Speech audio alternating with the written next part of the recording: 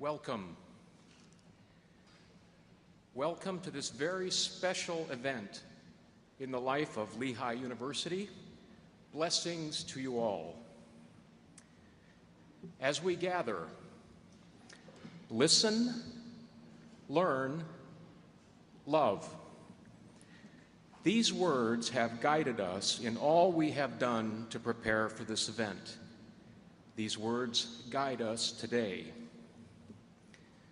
Listen. Open your ears in attentiveness to the needs of others, to the suffering of a world in conflict. Listen to the cries for help.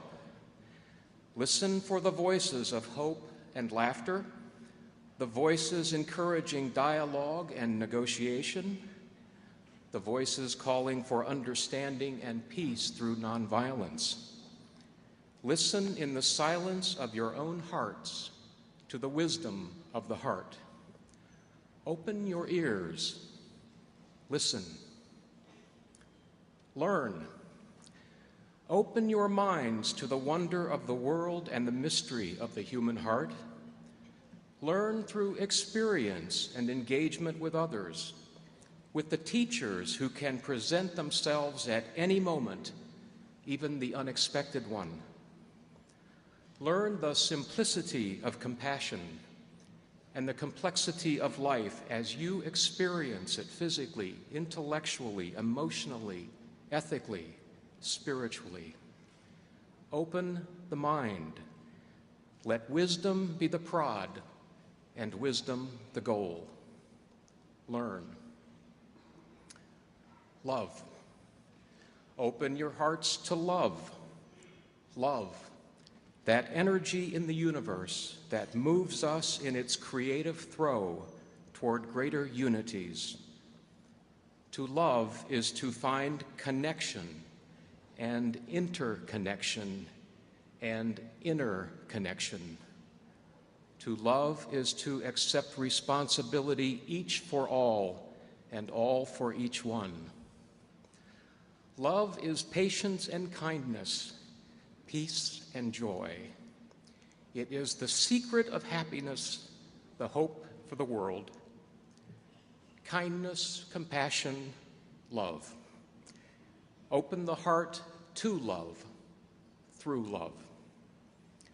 Listen, learn, love. Hold to these words today. Remember this day through these words.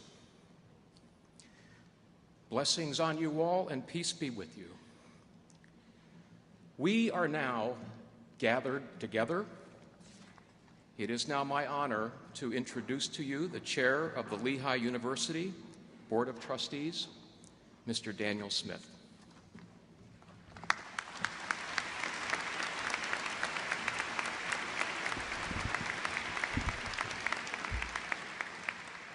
Thank you very much, Lloyd.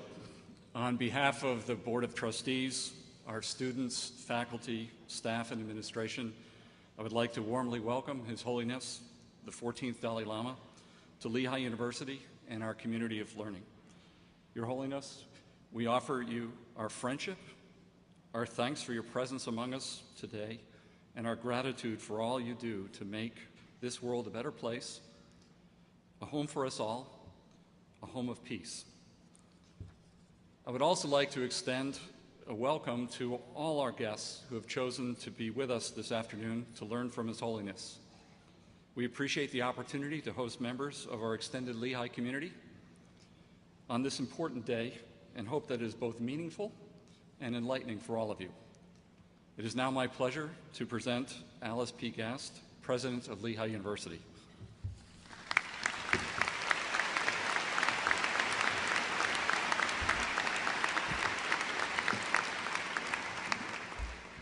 Let me join our board chair in welcoming all of you to Lehigh University today. We are pleased to have you here with us to share this very special occasion. Lehigh University is dedicated to contributing to society through the creation and dissemination of knowledge. We have a stimulating environment charged with great passion and energy. What a wonderful gift it is to have His Holiness the Dalai Lama here today. Welcome, Your Holiness. You have captured the imagination of our community and generated intense and heartfelt excitement and interest. I want to thank Joshua and Diana Cutler and the Tibetan Buddhist Learning Center for making this day possible.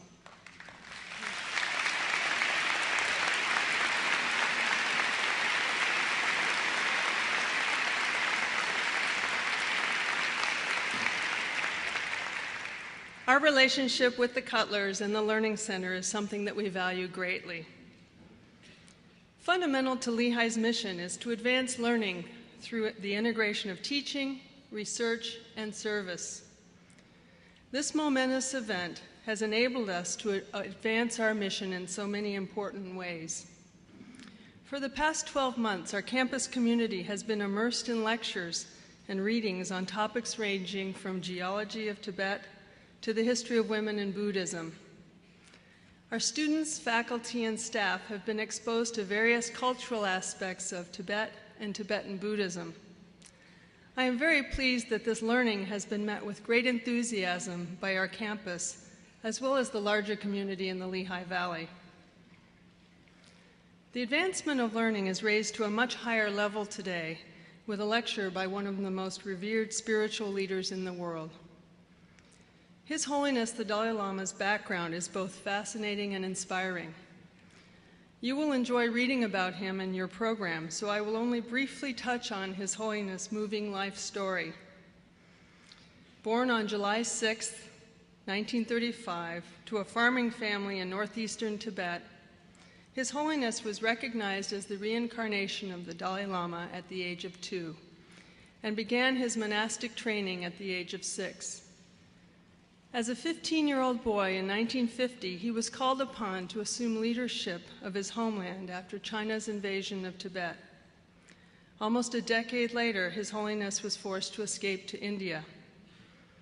Since then, for almost 50 years, he has been living in Dharamsala, northern India, leading his people in exile. He is widely recognized and revered around the globe for championing human rights and for his message of peace and nonviolence. In 1989, he was awarded the Nobel Peace Prize for his advocacy of peaceful approaches based on tolerance and mutual respect. I am personally inspired by His Holiness' continual quest for knowledge and understanding. As a clearly learned and wise man, he still seeks to broaden his knowledge and to think about the world in new and comparative ways. He actively and passionately studies science, world politics, and world religions. In this way, he is the exemplar of our mission to excite students to broaden their understanding of the world. He applies his spirituality and wisdom to the most challenging issues of our time: global conflict, human rights, and environmental stewardship. And his inspiration and motivation of people are critical elements in addressing those challenges. He also uses his knowledge and understanding of other cultures and religions to bring his ideas to a broader audience and in a more meaningful way. He promotes ideas that we can all understand, each from our own perspective. His sense of humor and humility remind us to stay rooted as we face adversity. He inspires us to rely on our fundamental values when facing great challenges. He motivates us to understand different cultures, to push the boundaries of our thinking, and to create our own personal reflections about the world. Known for his warm personality and his attention to individuals from all walks of life, His Holiness is someone we can all aspire to emulate. I am honored and privileged to present to you His Holiness the 14th Dalai Lama, Tenzin Gyatso, Head of State and the spiritual leader of Tibet.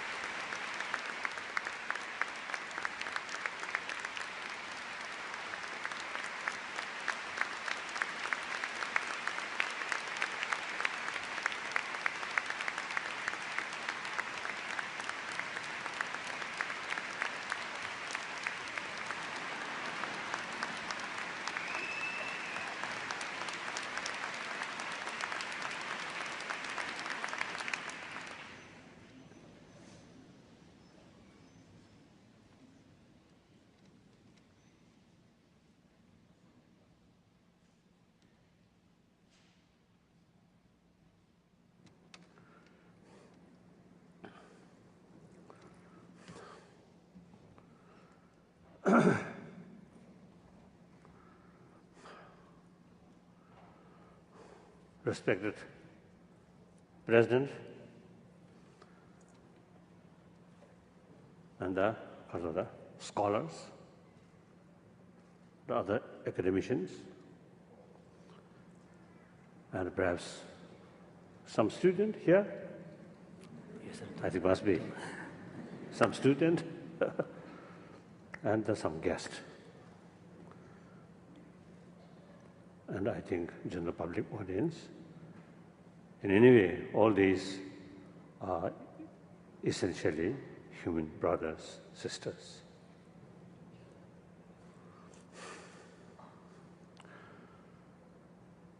So indeed, I'm very happy and great honor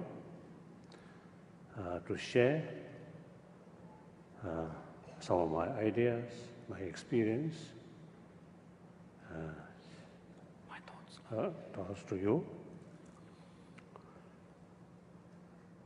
and also a place on university, learning center, and these academic sort of center is the seat where new ideas, new expertise come. And through that way, making, I think, a tremendous sort of contribution for a better world. Of course, sometimes expertise also create more trouble.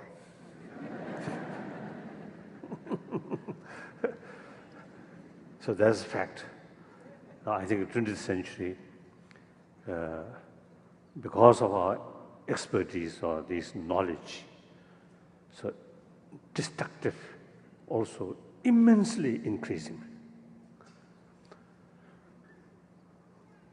So in any way, human intelligence is something great potential. So education center opened that sort of potential. So it is very, very important. Therefore, I'm extremely happy that they exchange some ideas in such a learning center with great sort of scholars.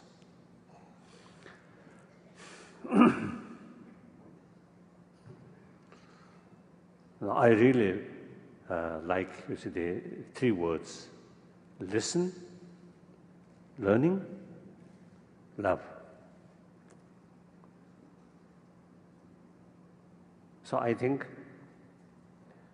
the love, compassion is the main thing. Now, in order to develop that, in order to promote that, in order to strengthen that, I think learning, listen.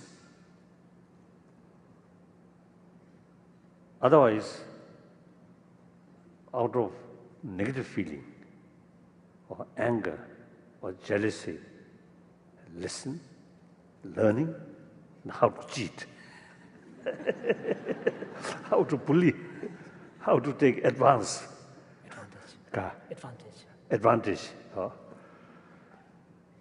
So ultimately, I think the loving kindness, warm-heartedness, this is the key thing.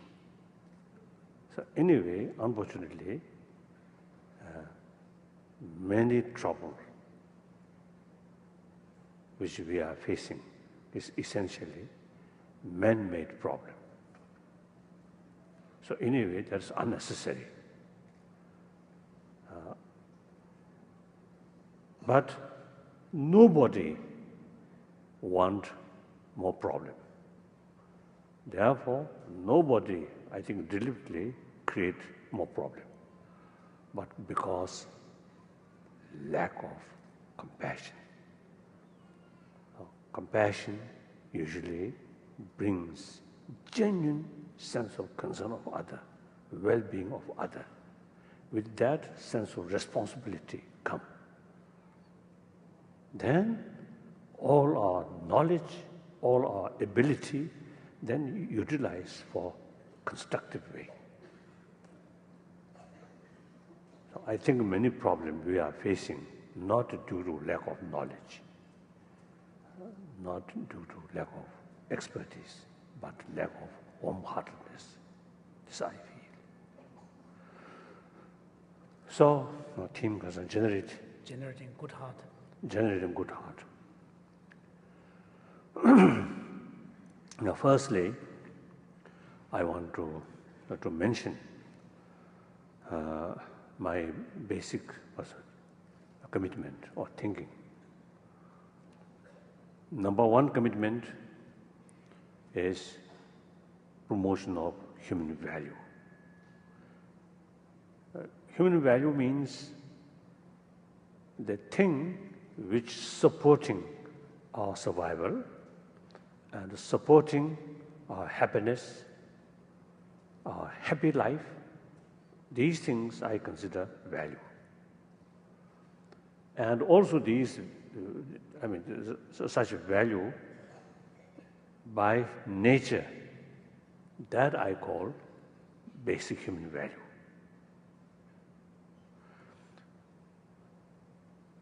So now so promotion of human value. That's my number one commitment. And then second,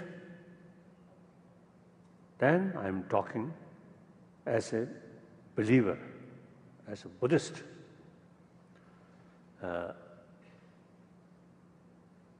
Is trying to promote harmony among the different religious traditions.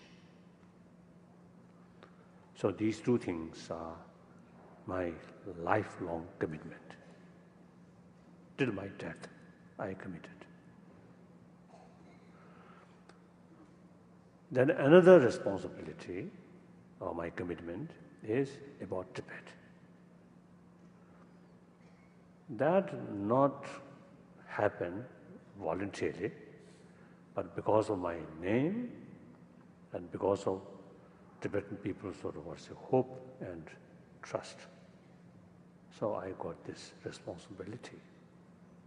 However, since 2001, we already achieved elected political leadership. Right?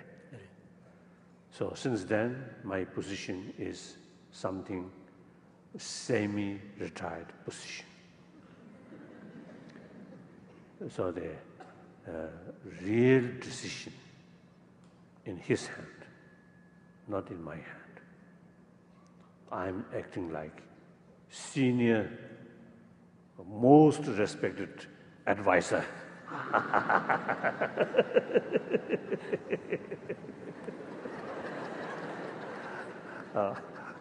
So I simply, the advice or making some suggestions like that. But this elected political leadership, most cases listen. Sometimes a little bit reluctant. So that's very good. There's a true democracy. So now I'm looking forward complete retirement. So that third responsibility is not the whole life like that. Now this theme as a generate good heart is related with my first commitment.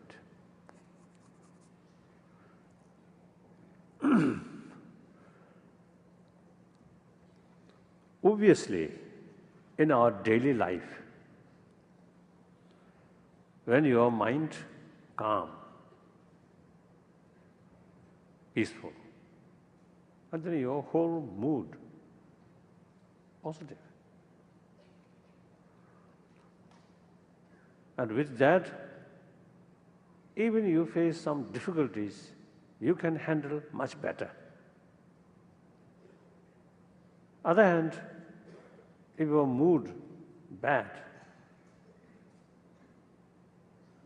then even small things is sometimes handled wrong way.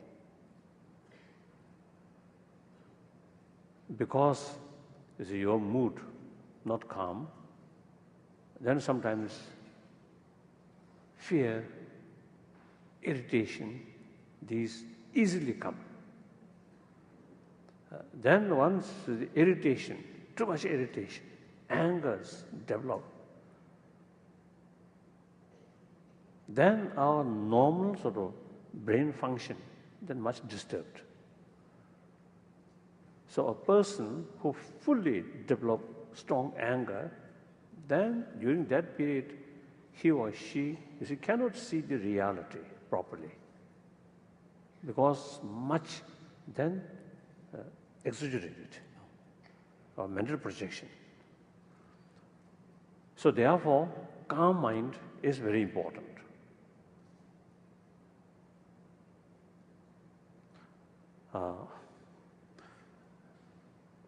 And calm mind, important for good health.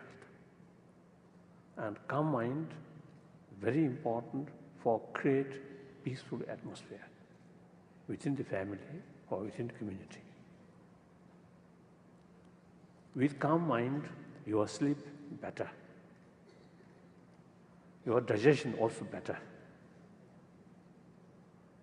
Not necessarily relying on pills. If your mind too much agitated, then for sleep you need sleeping pill. Or the kasa. Eventually the digestion also then difficult. Then you need certain sort of, let's say, certain pills, like that. These, because your mind too much sort of disturbed, the physical sort of nature, sort of balance, physical sort of system, then disturbed. As a result, disturbed sleep or digestion, all these things. So calm mind is a very, very key factor for good health. Then, of course, the person in the family, main person in the family, calm mind. Then the whole atmosphere in the home is something very, very pleasant. Not only your family member enjoy, but also those guests or visitors come, including dogs or cats. The main person very calm. Then dogs also very, very, very peaceful. If the main person always agitated mind, dog also suffer. Cat also suffer. I think as far as mosquito is concerned, even calm-minded person also sometimes little negative attitude towards mosquito. Usually my mind, I think comparatively quite calm. But when I sleep peacefully, then mosquito come. Then sometimes I also, you see, find it difficult to handle. So my relation with mosquito not that good. So in any way, from my own experience, and the calm mind is very, very useful. Particularly now, of course, this is not political sort of that comment or politically motivated. Simply fact, recent sort of event, 10th March, some problems started inside Tibet. So the very day, 10th March afternoon, I received some information, something happening inside Tibet. So then immediately I got this sort of worry and sadness and fear as I experienced 10th March 1959. But the intellectual level, doubts, feeling of helplessness, uncertainty, but deeper level seems still calm. So the benefit to me from that calm mind is never disturbed my sleep.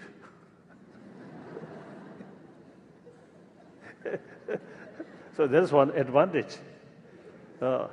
If too much sort of because of the irritation, agitated, then naturally, I think much difficulties. So like that. So therefore, the calm mind is really a very, very sort of a valuable thing. Now, calm mind, not due to dullness, right? Or something like indifferent. That may be some kind of because of the calm mind. That is not good. Your mind clear, sharp. Meantime, very sensitive, meantime calm. That is we need. So now here, compassion or love, loving kindness, I think really have some ability to keep calmness, meantime very open, very because of that, alert. That's important. How? Kindness or the compassion bring inner strength, self-confidence. That reduce fear. And then also, because of inner strength, self-confidence, so your brain function very normal. Through that way, you can see the things as it is. So all your handling, dealing with that, with these things, then become realistic. So because your brain function very normal, so sensitivity, a sharpness also there.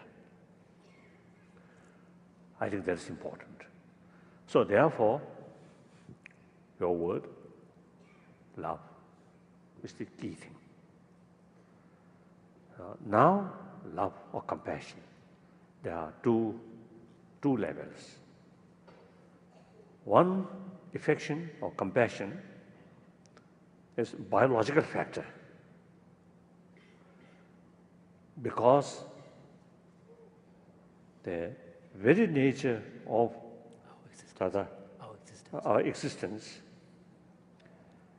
our survival at the initial stage, our survival entirely depends on others' care. For example, the child, as soon as born, immediately, mother's side, full care, very close feeling, with sense of responsibility. The mother's side, even there is willingness to sacrifice her own difficulties in order to help, in order to nurture the child.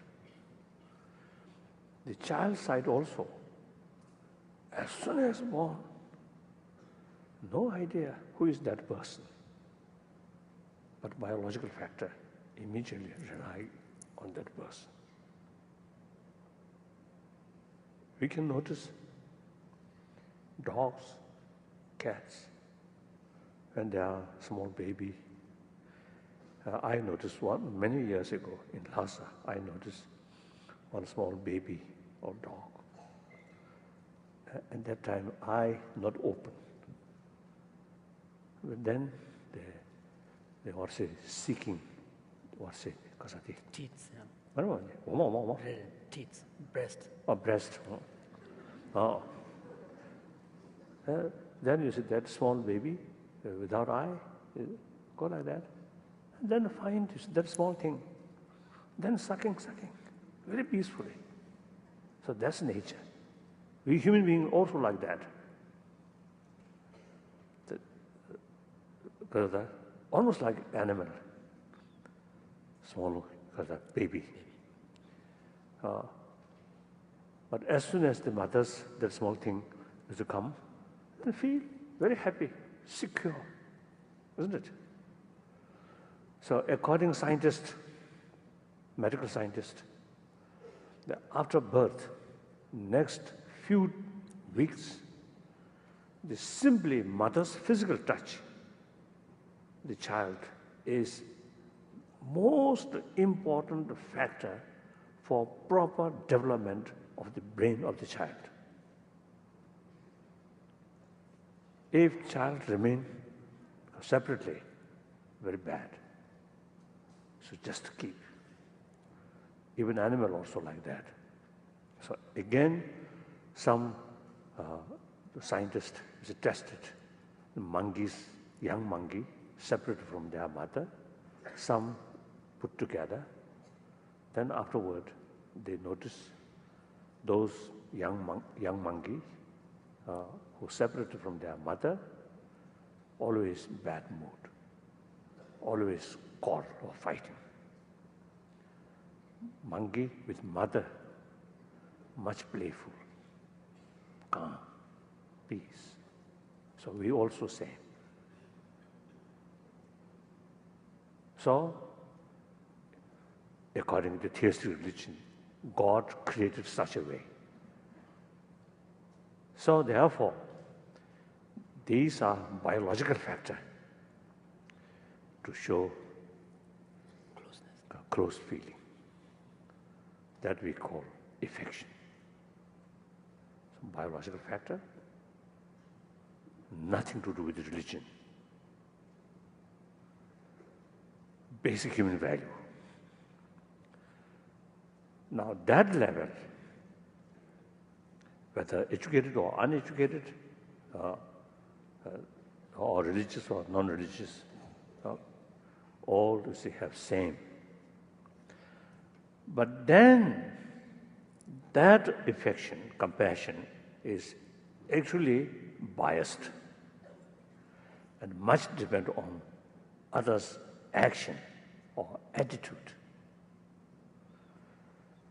Because of that kind of compassion cannot extend towards your enemy who creates problem for you. Because that compassion much based on action, so that compassion or affection can reach only your friend. So it is biased, limited. However, that affection take as a seed. Then now the learning, listening, with help of learning, reasoning, and listen others' experience, then gradually that limited, biased, action-oriented, attitude-oriented, then can further develop unbiased, infinite, not action-oriented, but being to the person. So that kind of compassion, affection, then can extend towards your enemy. That's true compassion. That we need. Now with that, all our differences, disagreement, conflict, then can solve peacefully. Because you love, you feel compassion towards your enemy. Consider them also part of humanity, part of your brothers or your sister. Like some conflict within the good family, solve problem according without losing the common interest of the family. Otherwise, we consider enemy is enemy, so bad, and full sort of division, we, they, and then get the impression destruction or destroy our enemy is victory of ourselves. From wider perspective, if you look from wider perspective, destroy of your enemy, actually you lose one of your friend, one of your brothers, sisters. Judging from wider perspective, like that. So, I think, usually I sharing with people, 20th century become a century of bloodshed, century of war.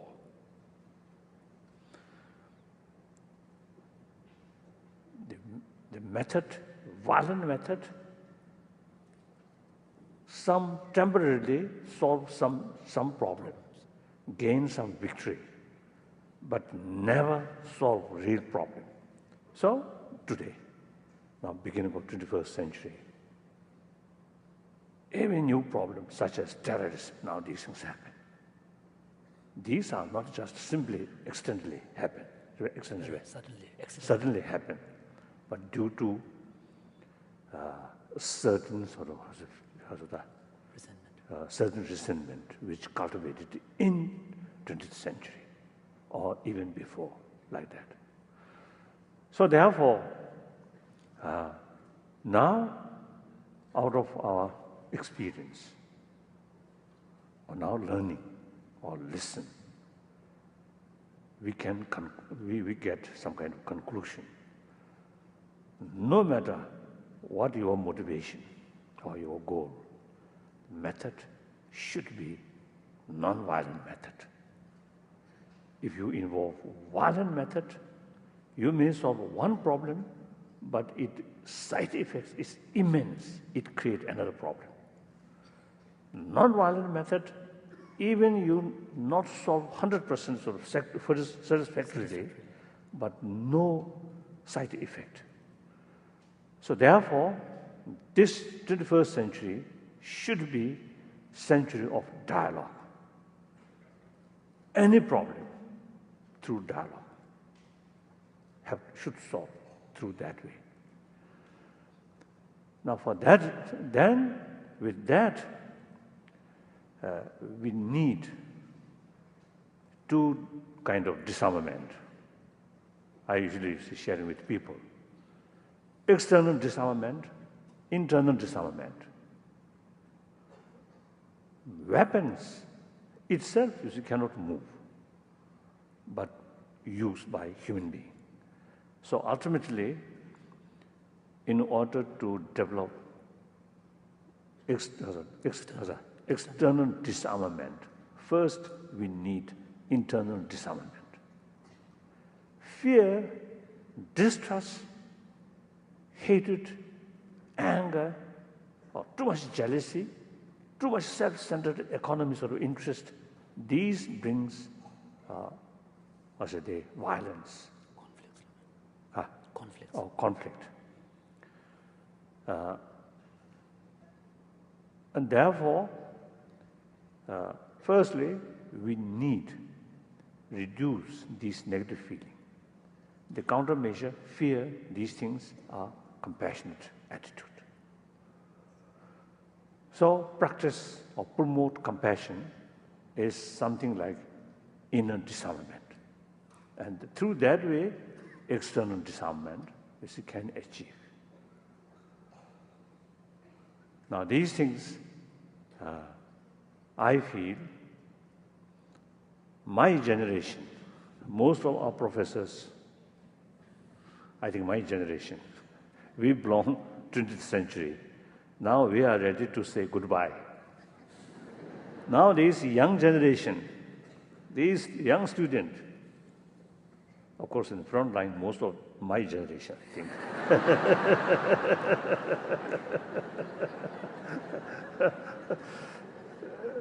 So the young generation, you are the real sort of generation who really making new shape of this 21st century. So all our hopes now on you. My generation, I think, create a lot of problems. Mass and Left a lot of mess. Now your generation have to handle now this in order to achieve happier world, peaceful world, compassionate world. That is very important. That's your responsibility. That's your future destination. Right? Destiny. Now the question, how to promote compassion? I feel three ways. Number one, through theistic religious way of approach. Concept of God, Creator, full compassion, full love. Each of us, within us, the God's blessing, that's love. God means infinite love. So that way of approach, of promotion. The second, non-theistic way approach, law of causality. If you keep anger, hatred, it's causing more trouble. If you keep compassion, it will cause less trouble and more happier, more peaceful, more harmony. So thinking that way, law of causality, that's one way. But these mainly for believer. Now large portion of humanity, I think out of 6 billion, if not half, but at least major portion are actually non-believer. They may call, I belong to Buddhist community. I come from Christian family. I come from Jewish community or Islam community. But each individual, in the real sense, not much bother about religion. So essentially, these are non-believer. I feel like that. So now here, problem is, when we talk love and compassion, then those non-believer, sometimes they got the impression love and compassion, forgiveness, these are religious matter. Since I have no particular interest about religion, I also have no interest about love, compassion, these things. My only concern is money, money, money, like that. And my career. My career, like that. I think we completely neglected about our inner value. I think we got some kind of, I think wrong perception or wrong view. All our happiness depend on matters, and all sort of happiness must come from outside, and completely neglected about ultimate source of happiness within us, that we completely neglected. That is wrong. So therefore, firstly, I want to make clear the loving kindness or compassion, affection, and religious faith essentially separate. Faith comes from religion. In our life, faith comes later, but affection comes from birth. Animal also appreciate affection or compassion, but they have no religion. So essentially, it's two separate things. Then secondly, of people often get the impression practice of compassion is something good for other, not necessarily good for oneself. That's also totally wrong. As I mentioned earlier, the peaceful mind brings by compassion. Everybody is in need, calm mind, happy life. In order to do that, money cannot bring peace of mind. Some my friend, I think billionaire, very rich. But when we talk, when we spend more time, at the beginning, after some sort of nice exchange, nice words, then eventually the clear indication comes, the billionaire as an individual person, very unhappy person. We find that. So if money brings real mental peace or mental happiness, then these rich people must be very happy person. But not. And some poor people, materially poor, but mentally very happy. Their happiness comes from not external wealth, but some other factor. So therefore, we should not sort of neglect about our inner value. That's very important. That's mainly compassion. Now, out of practice of compassion, benefit to others, not for oneself necessarily. That I have my own sort of little experience. Sometimes I sort of drive through. As I sort of usually, I always sort of smile to anyone I consider another human being. I do not smile to dog. They cannot sort of appreciate. But human being, no need any introduction. But as long as it's one human body, one human nose, human eyes, human mouth, smile to them, they also respond usually. So I always do that. Sometimes when I smile to person, then the person looks back, why? This person smiling on me. Oh, that kind of sort of attitude. So in that case, my expression of compassion brings more doubt or more suspicion in their mind. But to myself, smile, openness, that I feel happy. But there's sometimes, to other, sometimes bring more suspicion. Like that. Clear? So therefore, practice of compassion, the first benefit goes to oneself. Then eventually, others may receive some benefit. So, should know that. So therefore, now that I usually call the secular way. So, the affection or compassion itself, I consider secular ethics. That secular ethic through approach of secular way, using our common sense, common experience. I always consider first person who teach me value of affection is not my guru, not my teacher, but my mother. My mother, so kind, very, very warm-hearted person. Illiterate, uneducated, just woman of farmer, just like that.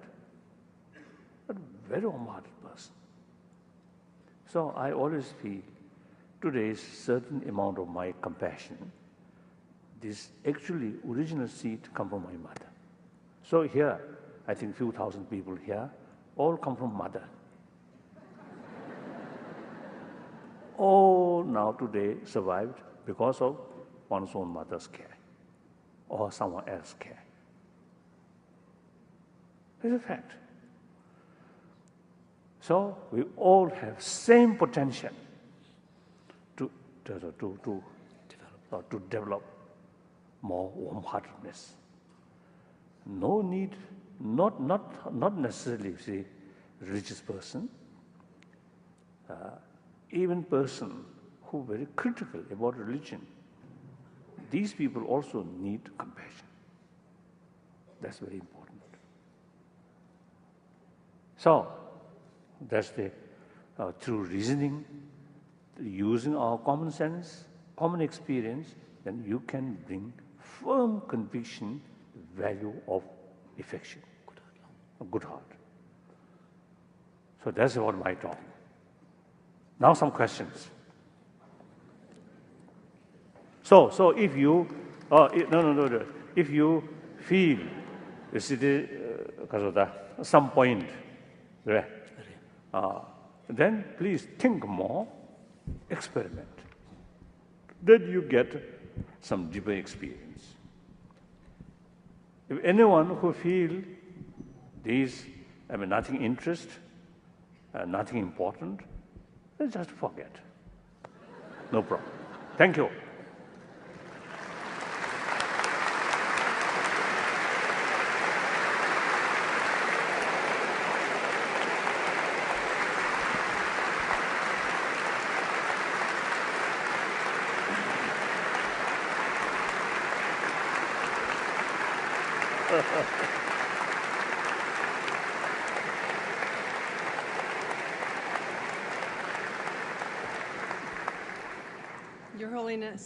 Your Holiness, thank you for those inspiring words. I've been invited to ask you a few questions on behalf of our community. There were dozens of questions submitted, and unfortunately we only have time for a few, but we will begin with questions that came from our community. If you were not the Dalai Lama, what livelihood would you pursue and why? That question, not much interest.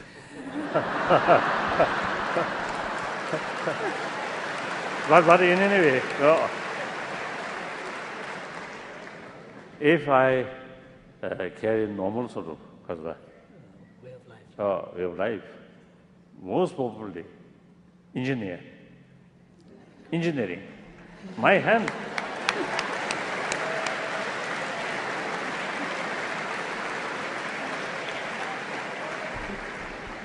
That warms our heart at Lehigh University.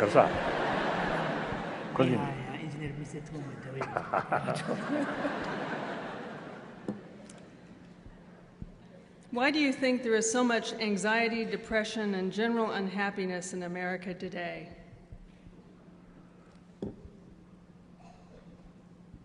I think wrong person to ask. I think should ask Americans. And analyze, right? What is the causes? I think that's important. Then generally speaking, I think a life, too much competitive sort of society, and also always is want something new, something more. That also may be one causing, right? One factor causing sort of anxiety or unhappiness.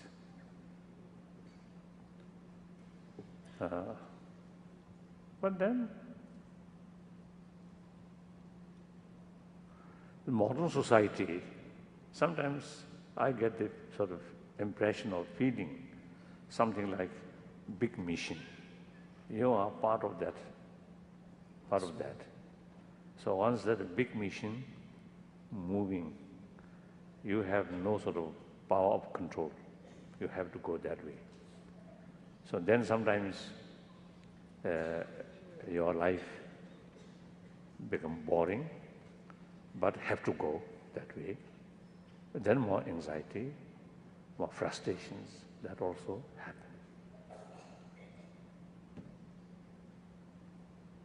Then I think the consumer is long chair, And one factor may be excessive consumerism, always thinking about getting something.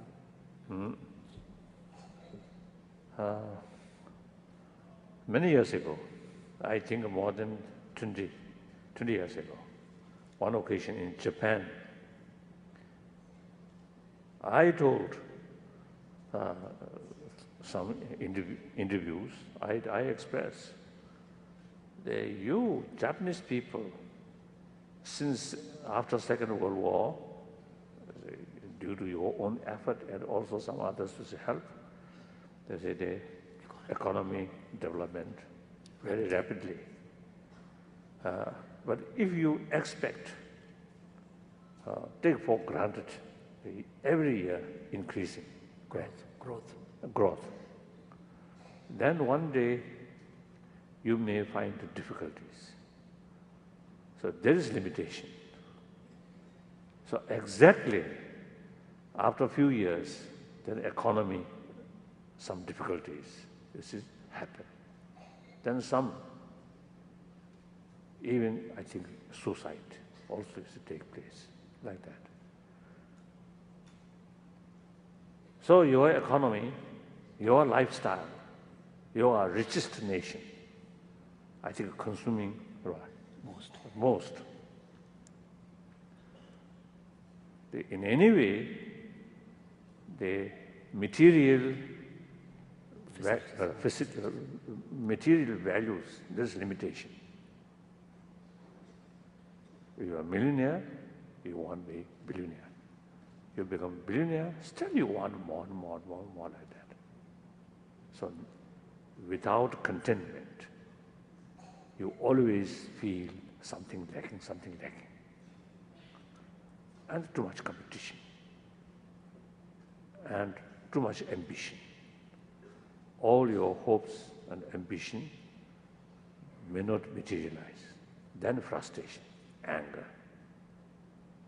Then also self-centered attitude, everything blame on other. So that creates more problem. Then also, I think in the society, the democratic capitalist system, generally, I think now this gap, rich and poor gap, this is also very, very serious matter.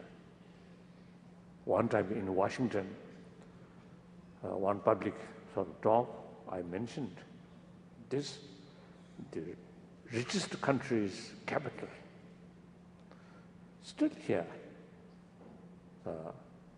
poor people in some pockets of the city. Some pockets in Washington, poor people there. So this gap, rich and poor, is not only morally wrong, but practically also source of problem. We have to address this problem. So all these, there are many sort of factors. So essentially, now conclusion, all problem, external problems, never solved, then depend on our own attitude. That we can change. So same environment, but change our attitude, you get more peaceful, more peace. Right? This is because starting to that go to 10 There's a 8th century Buddhist master who makes the following statement. He gives the analogy that if one were to, in order to protect one's souls from being pricked by thorns, if one were to try to cover the entire face of the earth with leather, that would be impossible. No. However, by taking care of one's own outlook and attitudes, it will protect one. Just as by covering your own small souls, it will do the same job. So we cannot sort of eliminate all the problems on this planet. But within that, if your mental attitude can adopt certain sort of right attitude. Now, for example, one attitude is the problem which there's a way to overcome that problem, then no need worry. Make effort. If there's no way to overcome, then no use to worry. Just accept that. Much easier. So be realistic. Because of the unrealistic expectation also source of problem. So be realistic. Something happened. If there's a way to overcome, make effort. There's Tibetan saying, 9 times failure, 9 times effort. Make effort. Then in any case, they completely fail, cannot avoid, cannot overcome, then okay, all right. I done my best. Now I cannot overcome that problem. Then I accept. For Buddhist, then blame on karma. Due to karma. Or those people who believe Creator, then in a way, blame to God.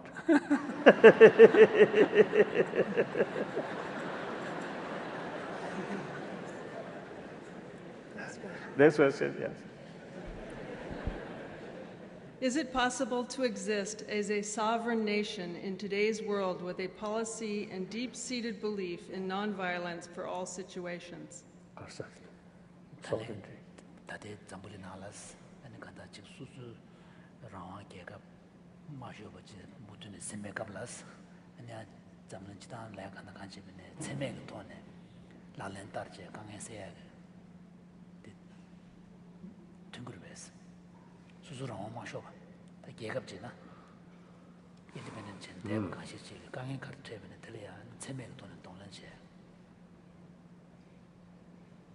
Oh, that's quite complicated.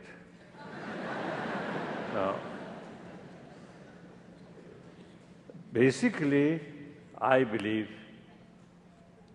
the sovereignty, complete sort of independence. Now, according to today's reality, because not only nation to nation, but even to continent, heavily interdependent, an economy field, and also environment issue. So the complete independence, not relying on other, that in reality, I think that kind of situation gone. For example, United States, very superpower. But your economy, many things depend on other. And environment issue also.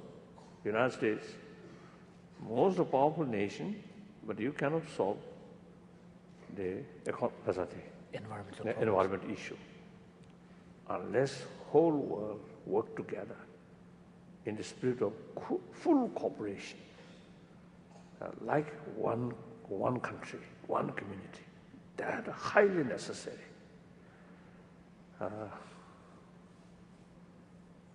That's, I think, the new reality. So then, I always admire the European Union, the small nations. In the past, for protection of their own sovereignty, fighting, killing each other. But now that situation completely gone. Whole European these countries, now as one entity, European community, generally. So that kind of thing, I think really, eventually the entire humanity have to go that way. Different nation, different state, in the name of sovereignty. I think less important. I feel like that. But this question is rather complicated. I don't know. What do you think is the best action all can take to help the children of the world and the state of the world's children today? Firstly, as I mentioned earlier, I think a mother's maximum care. That's very essential. Then education. Education is key factor. And meantime, in education, the other day it was a brief talk, not completed. In modern education, the secular way of education is very good. But in the meantime, secular means not rejection of religion. Secular means equal to all religion. Meantime, as I mentioned earlier, secular ethics, promotion of secular ethics through secular way, that I think we need some effort. In the education system. In the education system, from kindergarten up to university. Then our younger generation, future generation, more educated, meantime, keep warm-heartedness, more balanced way, more equally. Then all their knowledge then become constructive. That, I think, we need some effort. Pay more attention about promotion and cultivate warm-heartedness through secular way. That I think is important. Yes? This question comes with a thank you, Your Holiness, for any perspective you can offer. What is your advice to the world in these times of rising and often violent religious fundamentalism? As I mentioned before, one of my commitments is promotion of religious harmony.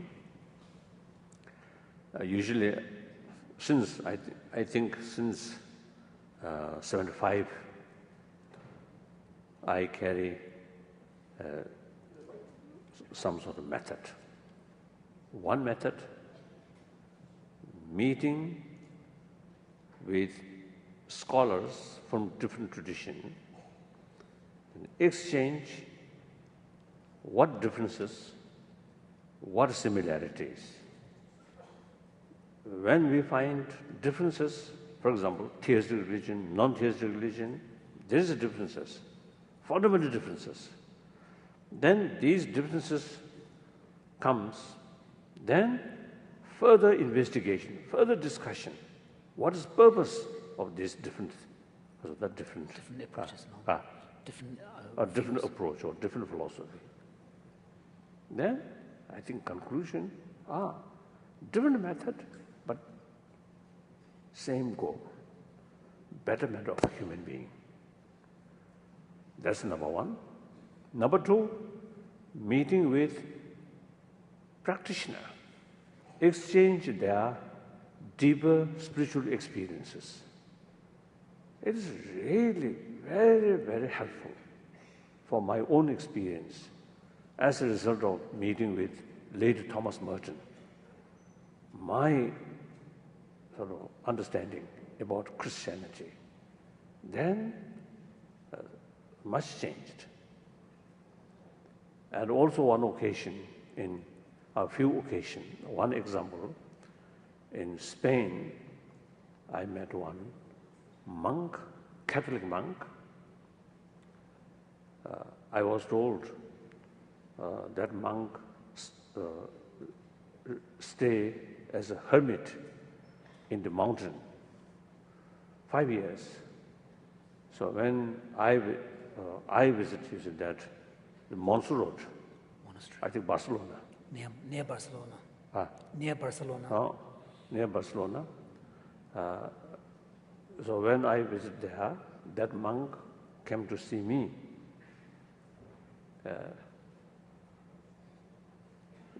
Then I asked him, I heard 5 years you spent in the mountain as a hermit.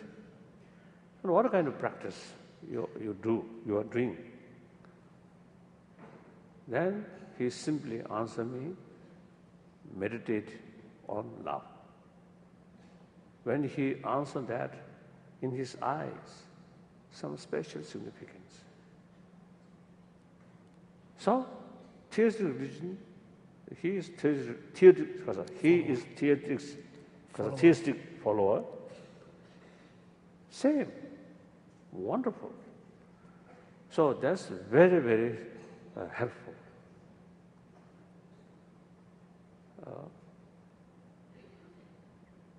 Exchange, deeper experience is immensely helpful to understand the value of other traditions.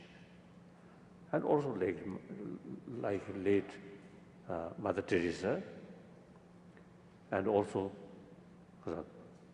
Thomas King, Martin Luther King, like that. Religious person, fully committed to non-violence, wonderful. Then third method is group pilgrimage. Go to different holy places. So with this idea, I take as a pilgrimage to Jerusalem 2 times as a group. One Jewish, one Buddhist, some Christian, some Muslim together. With this spirit, one occasion in Buddha Gaya, some Christian brothers, sisters, they came after my sort of visit to their center in England, give them explanation from gospel, some passages of gospel. So they really enjoyed. But I have a sort of extra burden. From the strictly speaking, I'm non-believer. Theistic religion, isn't it? Non-theistic religion. So we have no idea of God or creator, only law of causality. So Buddha we consider as a teacher rather than creator.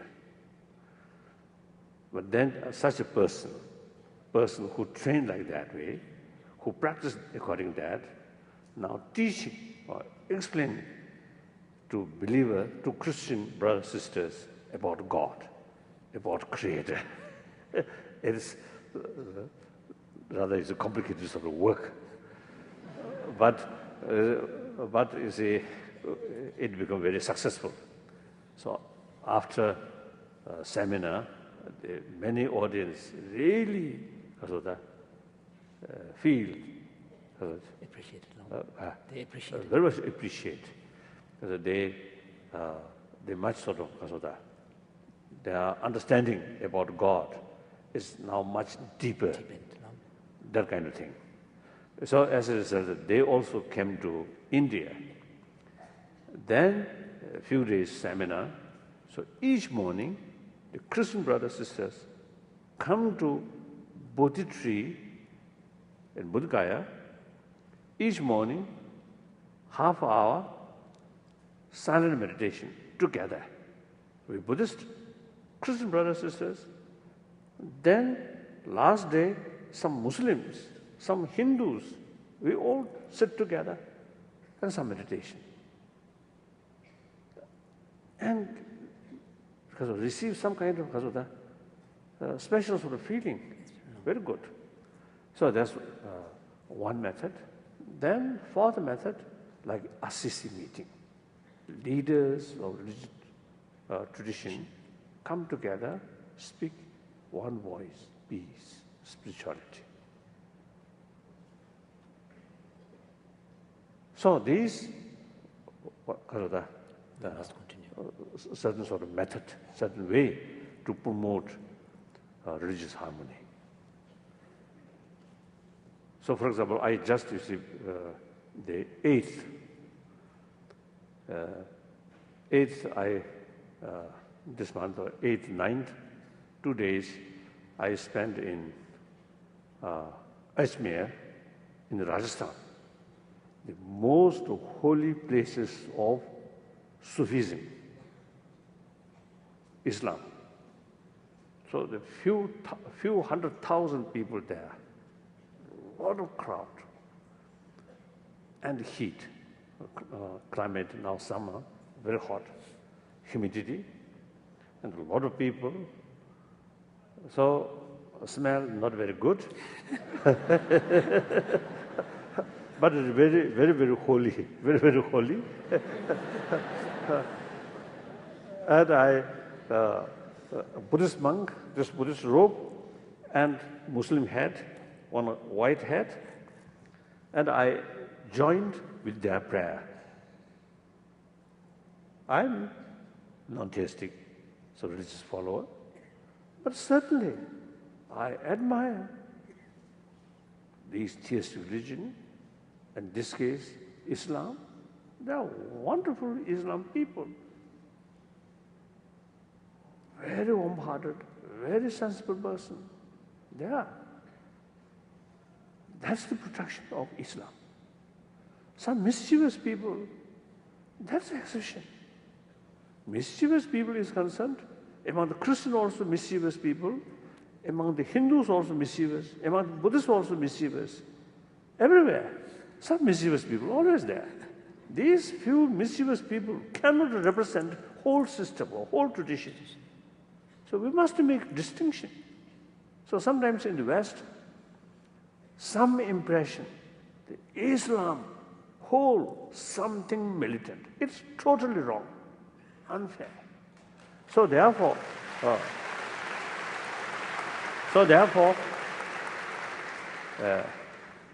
and since September 11th event, I try to reach out to Muslim brothers, sisters. Of course, with Tibetan case, last 4 centuries, Muslim community in Lhasa, in Tibet, there. Particularly 15th Dalai Lama provide them land for their...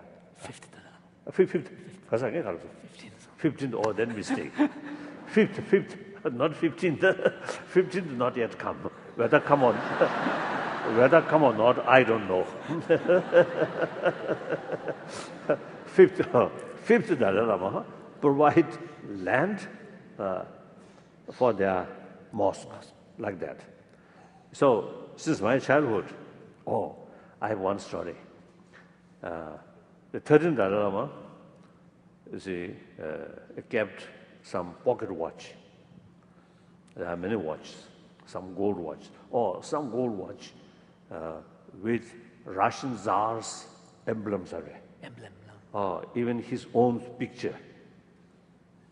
So, 13th Dalai Lama have some connection, some corresponding with the Tsar.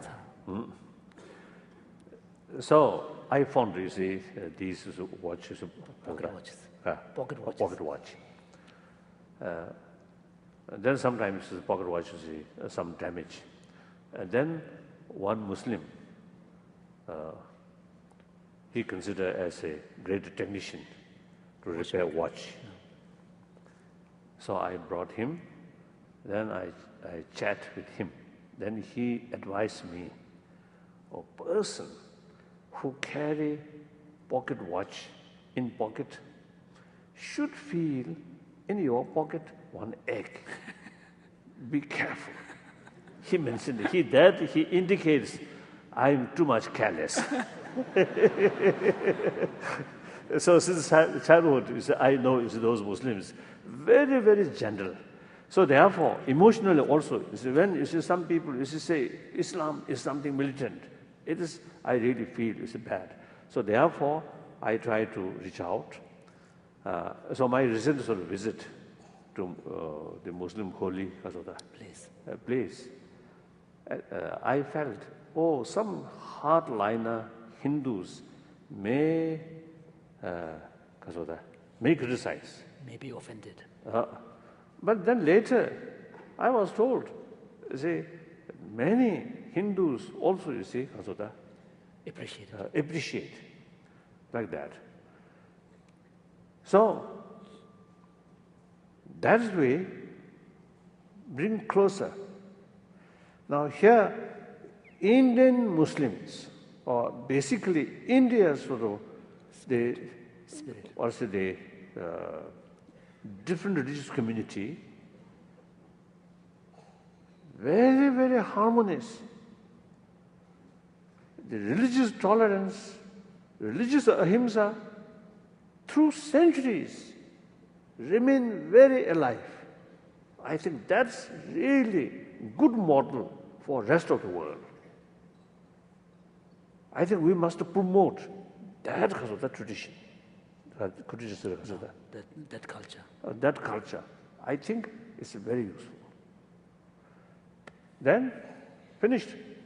Oh, next question. Yes? Thank you. Yes. Finished. Thank you.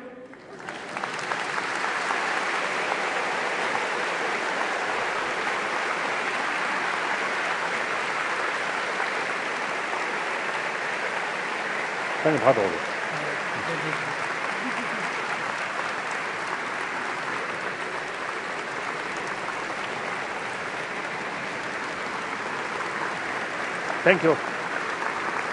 Thank you.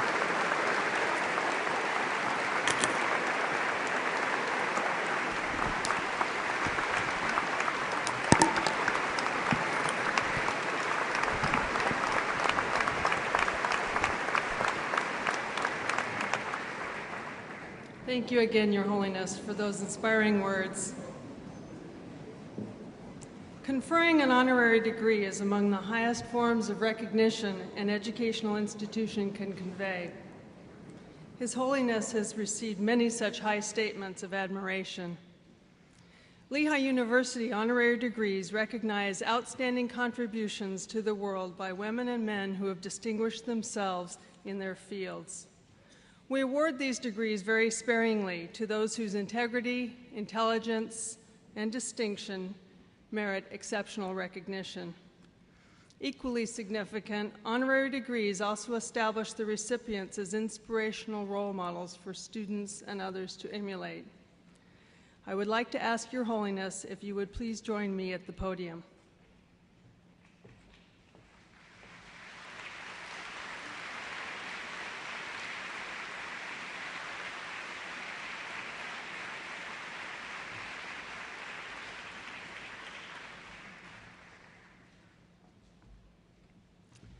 His Holiness travels extensively around the world and has met with presidents, prime ministers, and crown rulers of major nations. He has exchanged ideas with many religious leaders and leading scientists. He has shared his insight and inspiration and teachings with the world as the author of more than 72 books. Most importantly, he has carried his message of peace, nonviolence, religious understanding, universal responsibility, and compassion to the far corners of the world, and here today to us.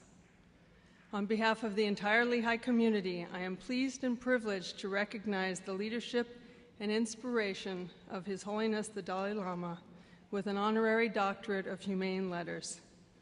Our provost, Muhammad Al-Asr, will read the formal citation to you from Lehigh University while we present you with the diploma and hood and applaud your accomplishments.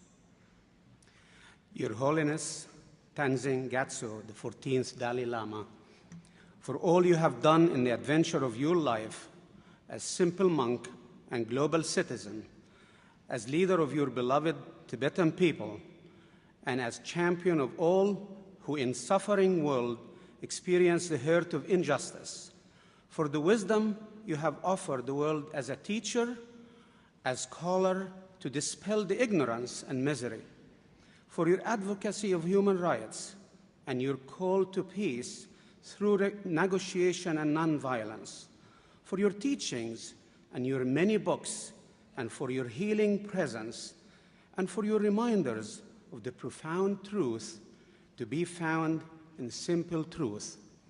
With deep gratitude for your contribution to the society, the trustees of Lehigh University upon recommendation of the Lehigh faculty, are proud to confer upon you this day the degree of Doctor of Humane Letters, honoris causa.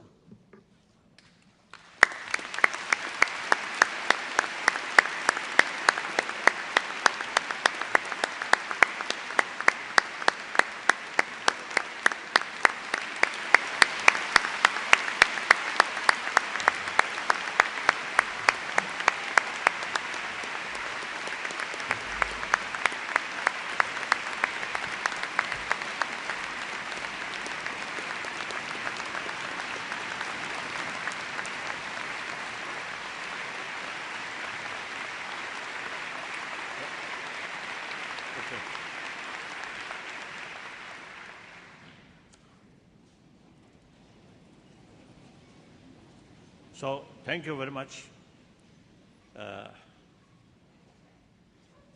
This was a famous university. It gives me this honorary degree. So, thank you very much. And then, secondly, I think special thank because this sort of high degree without much study.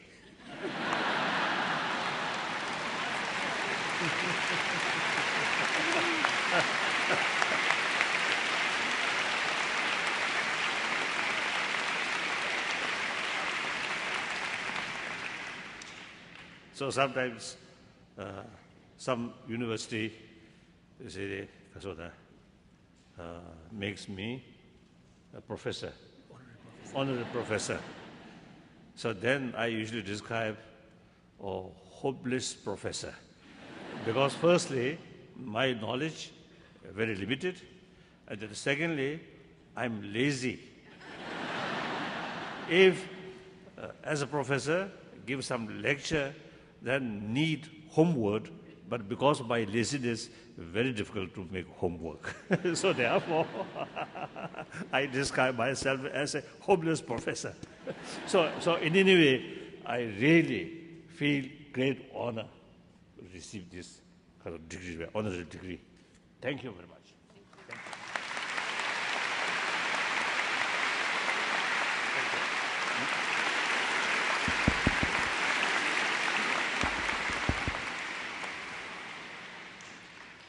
As I mentioned before, in any way, till my death, till my last breath, my life dedicated for service to humanity, to this world. Thank you.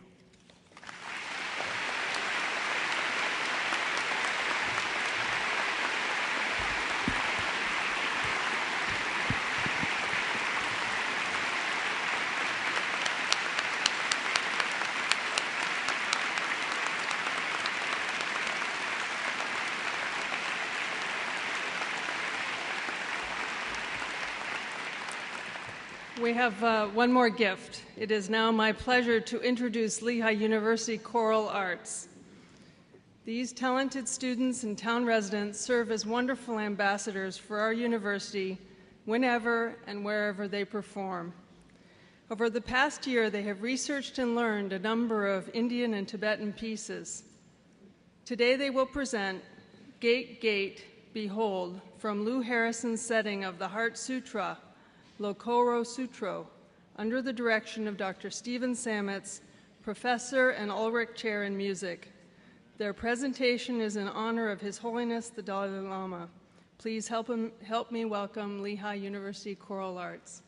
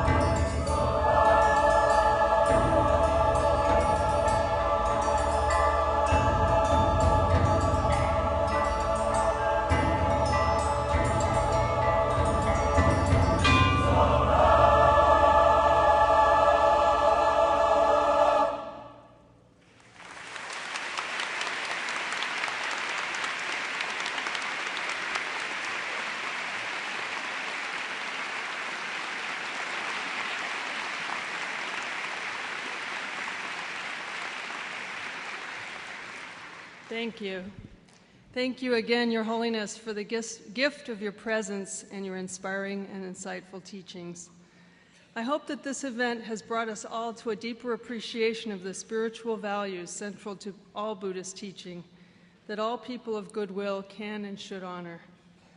I'm equally hopeful that we can, in turn, give His Holiness a gift by translating his words today into action, buoyed by the sense of peace, compassion, and commitment that he conveys in all that he does.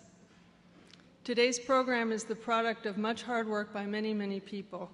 Time does not permit naming them individually, but I would be remiss if I did not thank them and recognize their efforts that have resulted in such a tremendously successful event. Thank you all for coming today. This concludes our program.